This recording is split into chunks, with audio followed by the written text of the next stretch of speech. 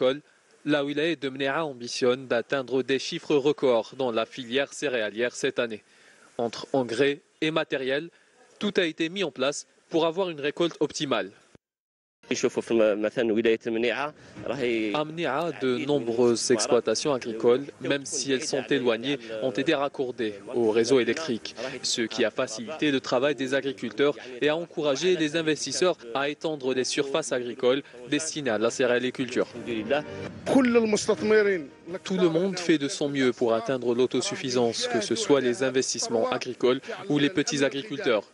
De leur côté, les responsables du secteur ont mis en place une stratégie afin de garantir la réussite de cette saison et faire du Grand Sud un pôle agricole par excellence.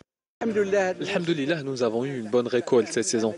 Nous avons suivi tout le processus de production depuis la plantation jusqu'à la fin. Les engrais étaient disponibles et les agriculteurs ont fait du bon travail. Atteindre les 850 000 quintaux n'a pas été chose facile. On espère avoir une meilleure récolte la saison prochaine. Une fois récoltées, les céréales collectées ici sont ensuite transformées et transportées vers les wilayas du nord du pays.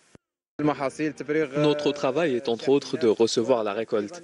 Les graines sont pesées puis transférées directement vers une station de triage des semences. Concernant la consommation, il y a des véhicules dédiés à la réception et au transport des graines. Nous collectons entre 10 000 et 15 000 quintaux par jour que nous envoyons ensuite vers les wilayas limitrophes.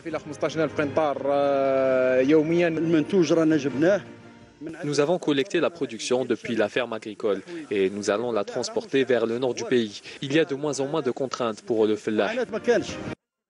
De quoi améliorer le secteur agricole en Algérie et se rapprocher davantage de la sécurité alimentaire dans le pays. Nous sommes dans la wilaya d'Ilizi, où ces vastes champs de blé dur couvrant une superficie de plus de 350 hectares ont été cultivés pour la première fois par la société Agroli. Et ce, en utilisant l'irrigation par pivot. Le défi que nous nous sommes lancés est d'atteindre l'année prochaine les 700 hectares de surface exploitée, sachant que la parcelle est d'une superficie totale de 3000 hectares. Nous allons donc augmenter la surface exploitée de 350 hectares par an jusqu'à couvrir la superficie totale de la parcelle agricole. Cette exploitation agricole spécialisée dans la céréaliculture n'en est qu'à ses débuts. Elle a des objectifs à court, moyen et à long terme et compte se lancer dans plusieurs autres filières. J'appelle tous les investisseurs de la wilaya d'Ilizi et de tout le territoire national à investir dans l'agriculture. La wilaya d'Ilizi s'engage à fournir toutes les facilitations nécessaires. Un rendement moyen de 65 quintaux par hectare est attendu, avec une récolte prévue dépassant les 20 000 quintaux. Un résultat positif réalisé grâce au soutien et à l'accompagnement sur le terrain fourni par les autorités locales aux exploitants.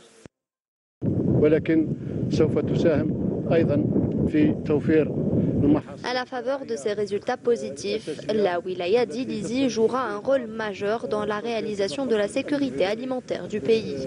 Dans cette zone, la superficie dédiée à l'investissement agricole dépasse les 70 000 hectares. 30 000 hectares ont déjà été attribués. Les 40 000 hectares restants seront distribués prochainement.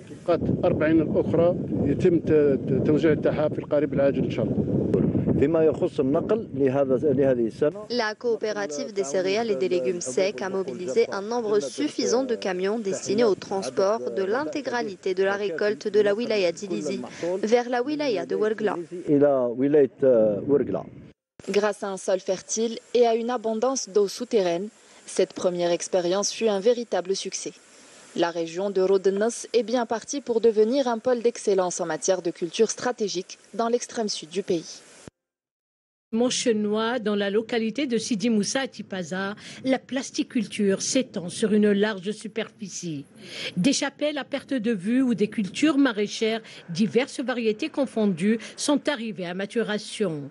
Mais le produit phare de l'exploitation Sidi Lakhdar demeure sans conteste la tomate, principale activité du maraîchage. La culture de la tomate occupe la plus grande place sous serre sur notre parcelle de terrain. On a effectué un investissement lourd dans un bassin géomembrane d'une capacité de 16 000 mètres cubes pour assurer l'irrigation au fil de l'eau. En 2017, j'ai tenté l'expérience de l'exportation vers la France et le Qatar avec des quantités de tomates, de poivrons et de fraises. On en a tiré des enseignements à prendre en considération pour d'autres opérations d'export.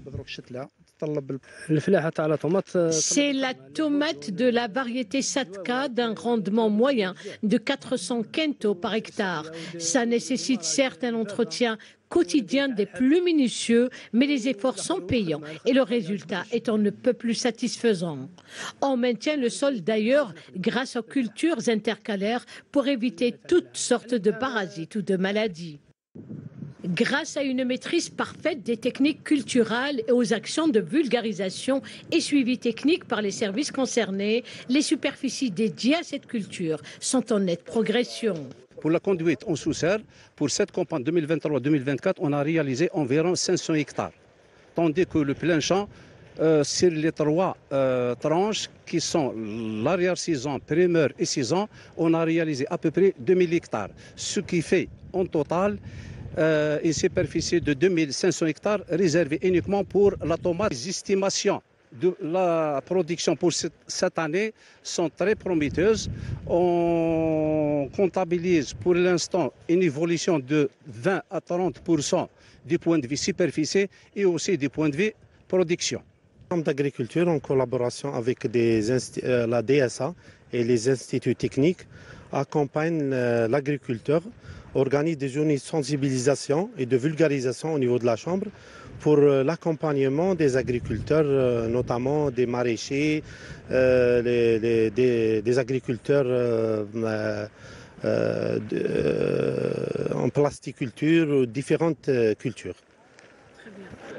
Nul conteste la culture de la tomate à Tipaza a enregistré ces dernières années un bond qualitatif et quantitatif grâce notamment à l'extension des surfaces dédiées aux cultures primeurs et d'arrière-saison ainsi qu'au soutien de l'État à cette filière afin de garantir l'autosuffisance en ce produit rouge vif de large consommation.